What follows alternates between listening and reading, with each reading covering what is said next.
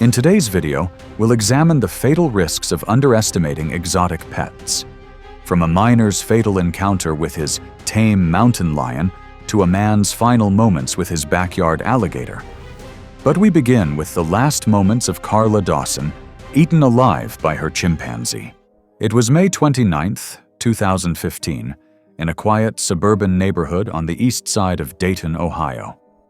The late afternoon sun fell across trimmed lawns and chain-link fences.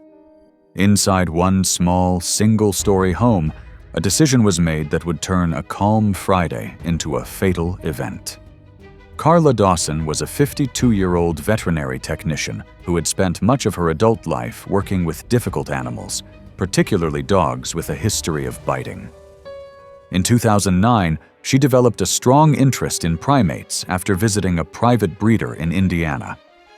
Later that year, she purchased a 2-year-old male chimpanzee she named Milo, and over the next 6 years, she kept him in a reinforced enclosure in her home, feeding him a varied diet and engaging him with puzzles and toys.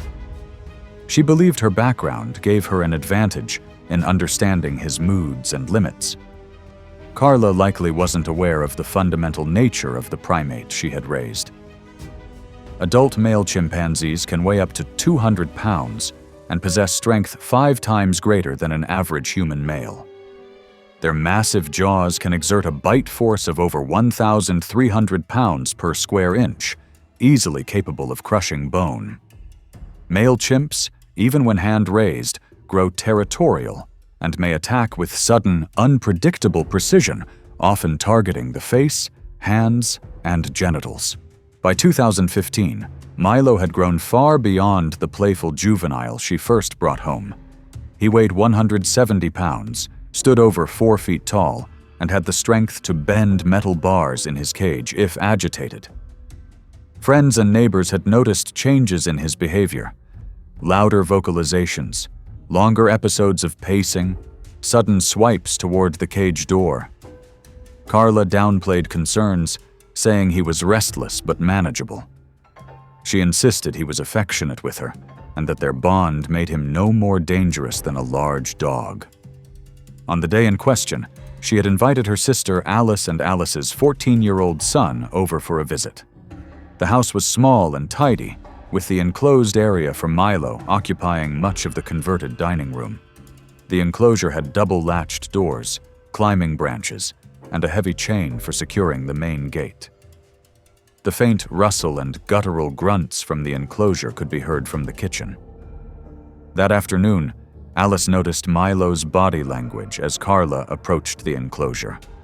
His shoulders were high and rigid, his eyes wide, his lips pressed tight. Carla mentioned letting him out for a short time to show how affectionate he could be.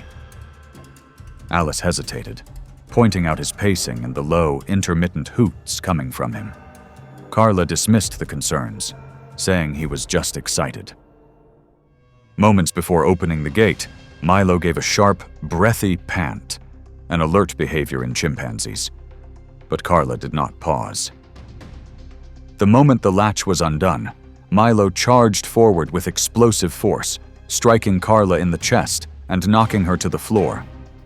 Alice later told police that the first sound was a deep, guttural scream, followed by the rapid thump of his hands hitting the floor as he lunged. Milo seized Carla's forearm in his jaws, tearing through skin and muscle with devastating efficiency. His grip was so strong that when she tried to pull away, he dragged her closer, his feet gripping the carpet for leverage. Alice shouted for help and tried to pull Milo away by the shoulders, but he struck her across the face with one arm, sending her stumbling. She ran to the door, yelling into the street. 2 neighbors, hearing the commotion, entered with shovels. They struck Milo's back and sides repeatedly, but he did not release his hold. His focus had shifted to Carla's head and neck, and blood had begun to pool on the carpet. Screams were audible to people 2 houses away, and their neighbors alerted the authorities. In desperation, Alice ran to the kitchen for a knife, but when she returned, Milo had dragged Carla toward a corner near the cage. Blood smeared across the floor, and onto the wall where her head had struck. The knife was too small to be effective against his grip, and Alice could not get close without being swiped at. Police arrived within minutes. The front door was partially open, and they could see movement inside. Upon entry, officers shouted to distract Milo, but he remained hunched over Carla. One officer fired 2 rounds from his service weapon. Milo released her and staggered toward the enclosure before collapsing. EMTs entered seconds later, but Carla's injuries were catastrophic. Massive blood loss, deep cranial trauma, and severe damage to her face and arms. She was pronounced dead at the scene. Her body was taken to the county coroner's office, while Milo's remains were removed by animal control for necropsy. The enclosure showed signs of wear at the latch and denting on one of the interior bars, consistent with reports of his earlier attempts to push out. Carla's funeral took place the following Tuesday. Attendance was small: family, a few close friends, and 2 former co-workers from the veterinary clinic. The service was brief, with no public remarks about the circumstances of her death. Dayton authorities issued a statement reminding residents about Ohio's exotic animal ownership laws, which had been updated in 2014 after several other incidents in the state. The enclosure was dismantled and discarded. Carla's tragic misunderstanding of primates served as a reminder that wild instincts cannot be domesticated away. However, in the rugged mountains of Montana, a retiree's belief in his bond with a mountain lion would cause him his demise. It was September 11, 2016, in rural Butte County, Montana. The air was cool and still after a night of light frost, and the pale sunlight touched the yellowing grass around the scattered properties. On the edge of one dirt road sat Alan Price's weathered single-story home, a high-fenced pen visible from the driveway. Inside it, a full-grown mountain lion paced slowly, its movements deliberate and fluid. Alan Price was a 67-year-old retired copper miner who had spent decades underground before retiring in 2011. He was known among neighbors as quiet but stubborn, a man who preferred fixing his own problems to asking for help. 4 years earlier, during a late-season hunt, he claimed to have found a cougar cub alone near a kill site. Convinced its mother was gone, he brought it home. Over time, he built a sturdy pen with steel posts and chain-link fencing, and he named the animal Scout. He hand-fed Scout from infancy, telling friends the animal knew him like family. Mountain lions are the largest wild cats in North America, with adult males typically weighing between 110 and 180 pounds and measuring up to 8 feet in length. These powerful predators can leap over 20 feet in a single bound and reach speeds of 50 miles per hour in short bursts. Cougars use massive jaws to crush windpipes or sever spines, 2-inch claws to grip and tear, and retain full predatory instincts, even after years in captivity. In the years since bringing Scout home, Alan's life revolved around the cougar's care. He bought venison and beef scraps from a local butcher, cleaned the pen himself, and occasionally let visitors watch feeding time. He dismissed the frequent warnings from friends, relatives, and neighbors that Scout was no longer a cub. To Alan, the trust built over years was enough. Even as Scout's growls deepened and its posture became more defensive, during feedings that summer, he viewed it as part of the animal's personality rather than a threat. Alan's property sat among rolling hills dotted with pine and aspen, with old mining roads threading into the back country. The pen stood at the far end of his yard, shaded on one side by a corrugated metal awning and open on the other to the sunlight. On the morning of the attack, the ground was dry, with patches of frost in shadowed areas. Over the years, several people had urged Alan to stop entering the pen, especially alone. In July, a neighbor noticed Scout crouching low and locking eyes on Alan during feeding. In August, a local game warden stopped by after a report of loud snarling and advised caution. Just a week before the attack, One of Alan's friends mentioned that Scout had flattened its ears when Alan reached for the feeding bowl. Each time, Alan waved off the concern, saying the animal was just keyed up before eating. On the morning of his birthday, Alan invited 2 friends, both retired miners, to watch him feed Scout by hand. The animal was pacing the pen when they arrived, its tail twitching slightly. Alan carried in a bucket of meat scraps, unlocked the gate, and stepped inside without hesitation. One of the men noticed Scout crouching again, its body tight and focused. Alan laughed when the man pointed it out and continued walking toward the feeding area in the back corner. The moment Alan bent to set down the meat, Scout lunged instantly. The cougar covered the distance in 2 bounds, slamming into Alan's upper back and driving him to the ground. Its claws tore through his jacket and shirt, raking deep into his shoulders.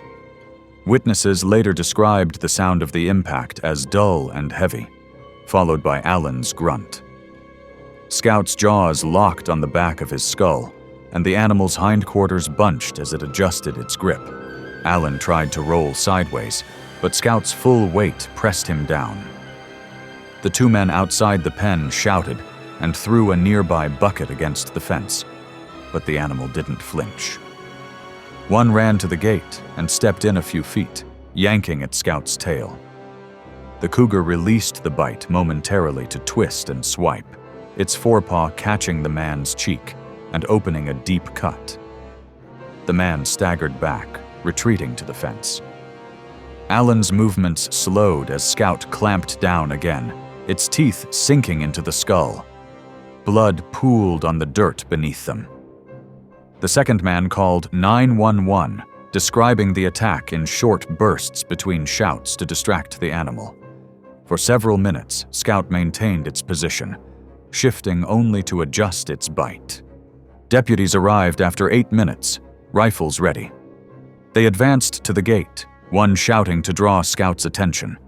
When the animal didn't release, a deputy fired once, striking it in the side. Scout collapsed, releasing Alan and twitching briefly before going still. Alan lay face down, his clothing torn in several places, with deep gouges across his torso and head. Paramedics confirmed he was dead at the scene. Scout's carcass was removed by Montana Fish, Wildlife and Parks for examination, confirming it was in good health and well-fed at the time of the attack. The funeral took place 5 days later in a small chapel in Butte, with only a few relatives, neighbors, and former co-workers attending. Several locals later admitted they had expected such an outcome, though none said so publicly at the time. Montana Fish, Wildlife and Parks issued a statement reiterating the dangers of keeping large carnivores, noting that existing state regulations already prohibited public exhibition without a permit, but allowed private ownership under certain conditions. However, even as Alan's story became a warning that wild animals remain dangerous regardless of bond, miles away in the humid heat of Florida, a young mechanic's decision to drape his python around his shoulders would trigger its ancient killing instinct. It was a humid July afternoon in 2014, the Florida heat settling over the quiet suburban streets of Clearwater like a heavy blanket. A 16-foot Burmese python lay coiled in its glass enclosure, in a garage, which would soon be a horror setting. Randy Cole was a 29-year-old auto mechanic who spent his days fixing engines at a small independent shop downtown. His colleagues knew him as meticulous and patient, someone who would stay late to get a difficult repair exactly right. But Randy's true passion lay with reptiles, a hobby that had evolved from keeping small corn snakes as a teenager to housing increasingly dangerous species in his garage. His prized possession was Zeus, a massive Burmese python he had acquired illegally from a reptile expo 2 years earlier. Randy believed his regular handling sessions made the snake docile and predictable. He would drape Zeus across his shoulders while explaining to visitors that consistent interaction created a bond between handler and animal. This belief would prove tragically misguided. Burmese pythons are among the world's largest snakes, capable of exceeding 20 feet in length and weighing over 200 pounds. These massive constrictors possess incredible muscular strength, able to exert pressures exceeding 90 pounds per square inch with their coils. Their killing method is brutally efficient. They wrap around their prey and tighten with each exhale, cutting off blood flow and preventing the lungs from expanding until cardiac arrest occurs. That Friday afternoon, Randy planned to photograph Zeus before the weekly feeding. His roommate Kevin had grown accustomed to these sessions, though he preferred to avoid being present when live rabbits were involved. Randy claimed feeding live prey was more natural, despite warnings from experienced keepers about the increased aggression this could trigger. Randy slid open the enclosure's top panel and carefully lifted Zeus out, the snake's substantial weight requiring both arms to support. The python's head moved slowly at first, tongue flicking to taste the air, while its muscular body shifted in deliberate coils across Randy's shoulders. A live rabbit waited in a small cage on the concrete floor, filling the air with the scent that would trigger Zeus's feeding response. Randy adjusted the snake's position and reached for his phone, wanting to capture a selfie before the feeding began. Kevin stood near the doorway, watching as Zeus's body seemed to tighten slightly around Randy's torso. Then everything changed in an instant. Zeus's movement transformed from the lazy shifting of a handled snake to the lightning-fast strike of an apex predator. The python's coils locked around Randy's chest and neck with devastating precision, pinning his arms against his sides. Randy staggered backward into the workbench, sending tools clattering to the concrete floor as he fought desperately against the constricting coils. Kevin rushed forward, grabbing at the snake's muscular body and trying to pry the coils loose, but Zeus only tightened his grip. Each breath Randy managed to take allowed the python to contract further, the coils working like a biological vice that grew tighter with every passing second. Within minutes, Randy's breathing became labored and then stopped entirely. Kevin grabbed a knife from the tool rack but couldn't find an angle to cut without risking further injury to his roommate. In desperation, he seized a crowbar and tried to wedge it between the coils and Randy's torso, but the steel barely penetrated the shifting muscle mass. Kevin's frantic 911 call brought paramedics and animal control officers racing to the scene. The confined space of the garage made their work difficult, forcing responders to coordinate carefully in the tight quarters. Using specialized snake handling equipment and their combined strength, they managed to secure Zeus's head and slowly unwound the deadly coils from Randy's motionless body. Despite immediate resuscitation efforts, Randy had already succumbed to asphyxiation. Zeus was secured in a transport container and removed from the scene. The official report listed death by constriction with no contributing medical factors. Zeus was later euthanized and sent to the Florida Fish and Wildlife Conservation Commission for examination. Randy's funeral was held in a small Clearwater chapel, with his parents, co-workers, and a handful of fellow reptile enthusiasts quietly filling the pews. The service was brief, marked by subdued condolences and a few framed photos of Randy smiling with far less dangerous pets from his younger years. Randy's misplaced trust in a serpent proved that predatory instincts cannot be tamed through years of handling. Meanwhile, in Louisiana, a landscaper's relationship with his alligator would end in the murky waters of a pond. It was October 3rd, 2017, in Lafayette Parish, Louisiana. The late afternoon air hung thick with humidity, and a thin haze drifted over the shallow pond behind Jerry LeBlanc's modest home. A dark shape floated motionless just beneath the rippling waterline, waiting with the patience of an owned killer. Jerry LeBlanc was a 45-year-old landscaping contractor whose years of outdoor work had left his skin deeply weathered and his forearms corded with muscle. He was meticulous about maintaining lawns and hedges, but dangerously casual about risk assessment. 10 years earlier, while clearing a drainage ditch, Jerry had discovered a small alligator hatchling. Instead of reporting it to wildlife authorities as required by law, he decided to build a fenced pond in his backyard and keep the animal as an exotic pet. Jerry named his illegal captive Gaston and spent the next decade hand-feeding it chicken scraps and fish. He would often demonstrate to visitors how the alligator would swim toward his voice, interpreting this conditioned feeding response as recognition and affection. Friends and family viewed his hobby as eccentric and reckless, but Jerry insisted the relationship was harmless. He had convinced himself that years of interaction had created a bond that transcended the animal's predatory nature. American alligators can grow over 13 feet in length and weigh more than 1,000 pounds. Their bite force exceeds 2,900 pounds per square inch, making it one of the most powerful in the animal kingdom.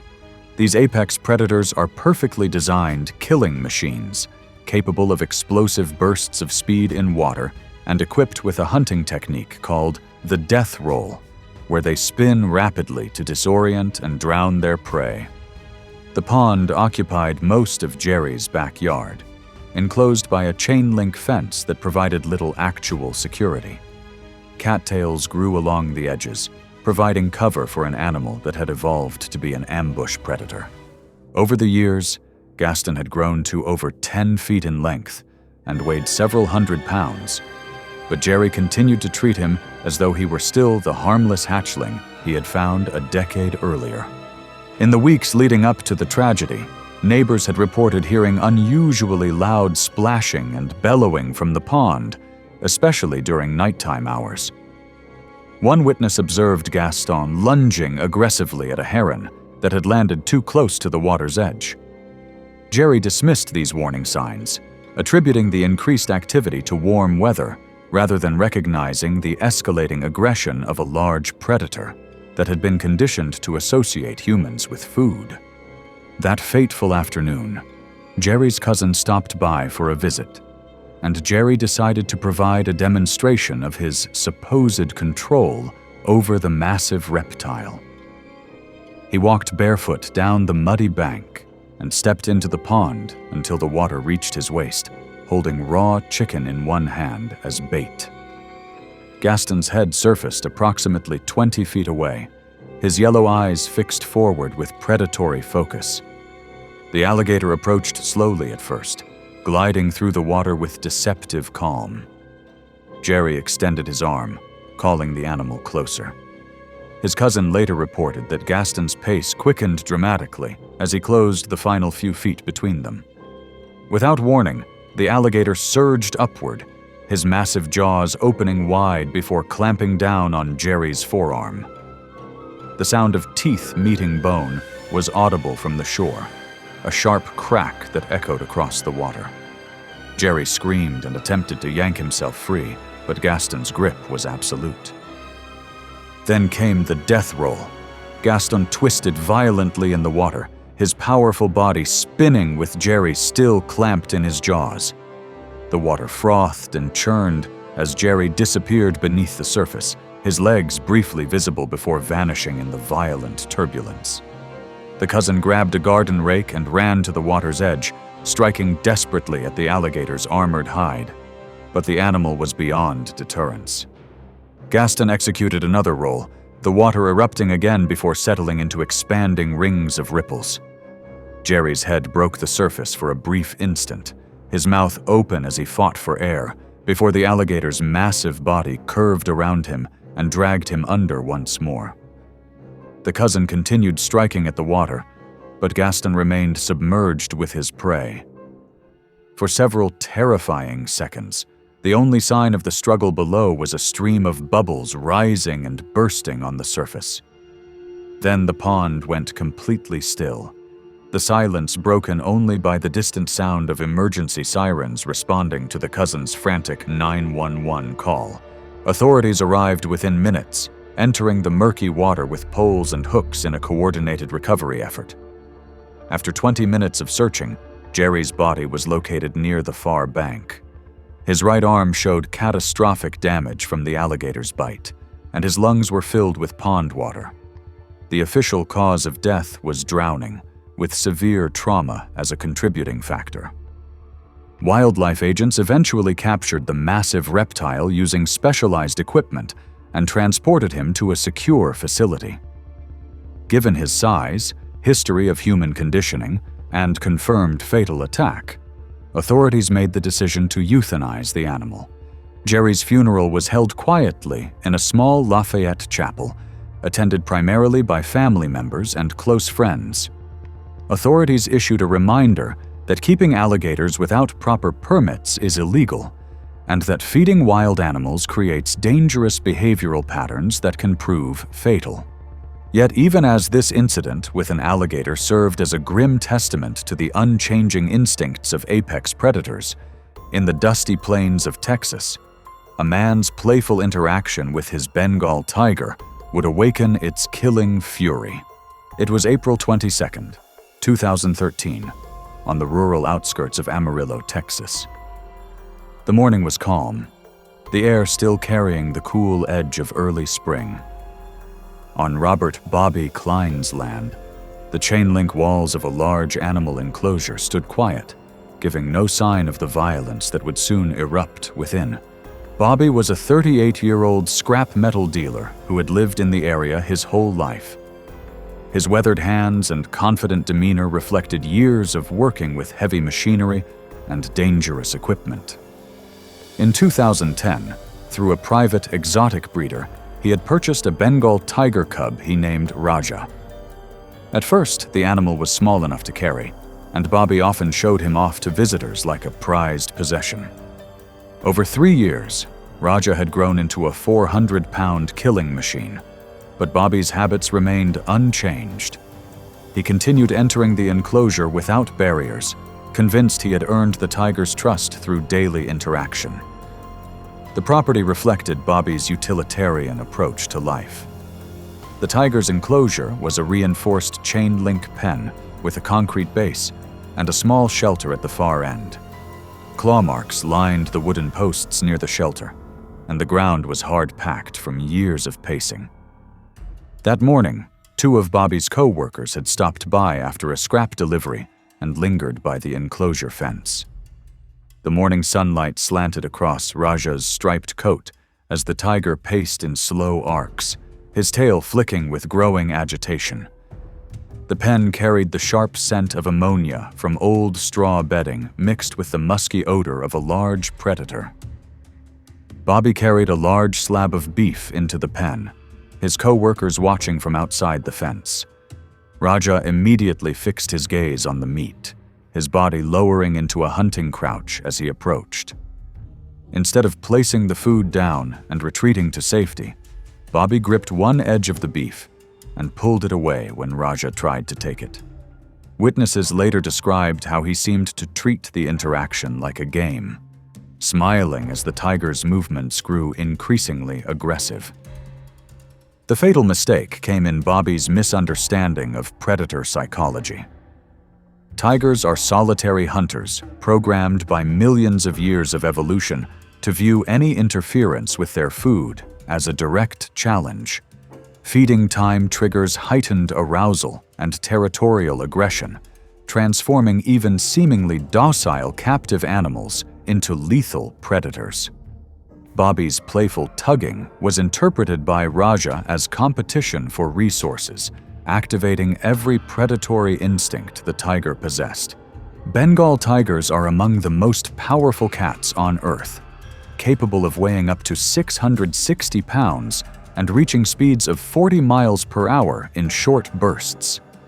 Their massive jaws can exert over 1,000 pounds of pressure per square inch, enough to crush the skull of a water buffalo. Their 4-inch canine teeth are designed to puncture vital organs and sever spinal cords with surgical precision. The attack erupted without warning. Raja lunged forward with explosive power, his 400-pound frame slamming into Bobby's torso with the force of a small car.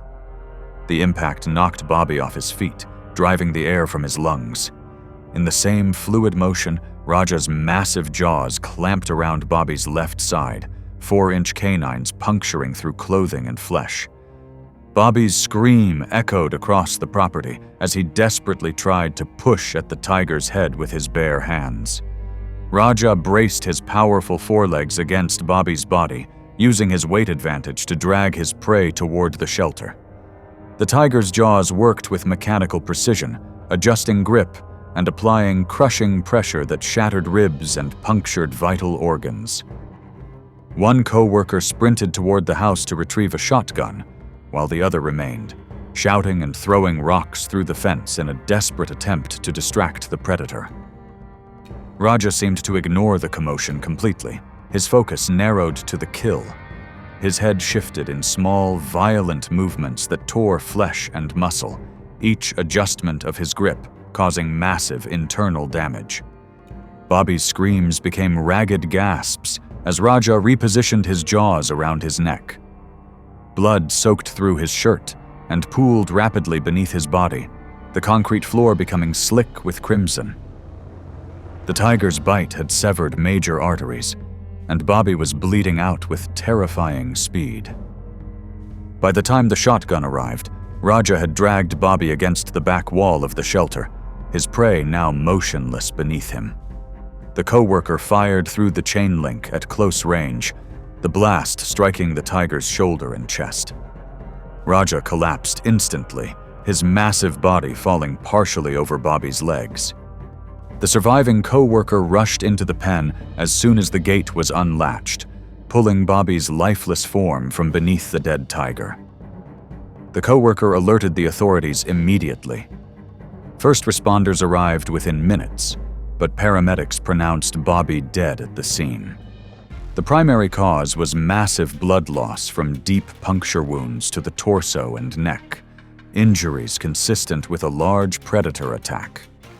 His body bore the unmistakable marks of a tiger's killing bite, wounds that would have been fatal within minutes.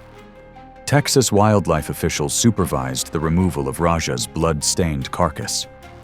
Authorities confirmed that Bobby had not held proper permits for dangerous exotic animals, though big cat ownership remained legal in parts of Texas.